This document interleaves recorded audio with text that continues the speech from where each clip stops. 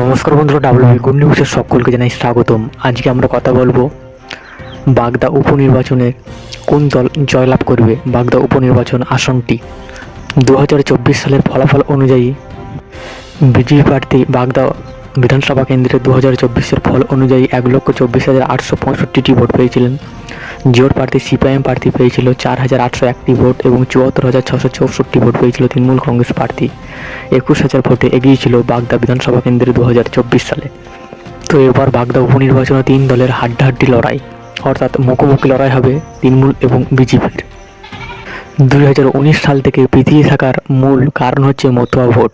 2019 সালে মতুয়া ভোট বিজেপির দিকে যাওয়ায়, অর্থাৎ শান্তনু ঠাকুর কিন্তু মতুয়া সম্প্রদায়ের হওয়ায় এই আসনটি জয়লাভ করে। সেই কথা মমতা বন্দ্যোপাধ্যায় মাথায় রেখে মতুয়াদের মর্যাদা দিয়ে বিধানসভায় মধুপর্ণা ঠাকুরকে প্রার্থী করেছেন মমতা বন্দ্যোপাধ্যায়। মতুয়া সম্প্রদায়ের অর্থাৎ ঠাকুর পরিবারের মেয়ে, অর্থাৎ শান্তনু ঠাকুরের বোন।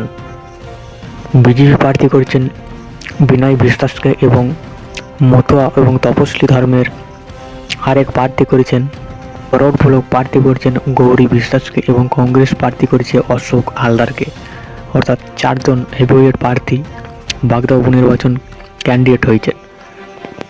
মধুপর্ণা ঠাকুরের দাবি 2011 সালে এই বিধানসভা কেন্দ্রটিতে জিতেছিলেন তৃণমূল কংগ্রেস প্রার্থী, 9,792 ভোটে জয়লাভ করেছিলেন। মধুপর্ণা ঠাকুর দাবি করেন যে 2024 সালে লোকসভা ভোটের ফলাফল বিজেপি পাবে না এবং তৃণমূল কংগ্রেস মতুয়া যে সম্প্রদায়ের ভোট, সেই সম্প্রদায়ের ভোট মধুপর্ণা ঠাকুরের খাতায় আসবে, এও দাবি করেন মধুপর্ণা এবং মমতা বালা ঠাকুরের মেয়ে। এদিন প্রচারে বেরিয়ে বিশ্বজিৎ দাস এবং জেলার একাধিক নেতৃত্ববৃন্দ এবং মধুপর্ণা ঠাকুর আত্মবিশ্বাসী। অর্থাৎ তো অবশ্যই আপনারা ভিডিওর কমেন্ট বক্সে রায় জানাবেন।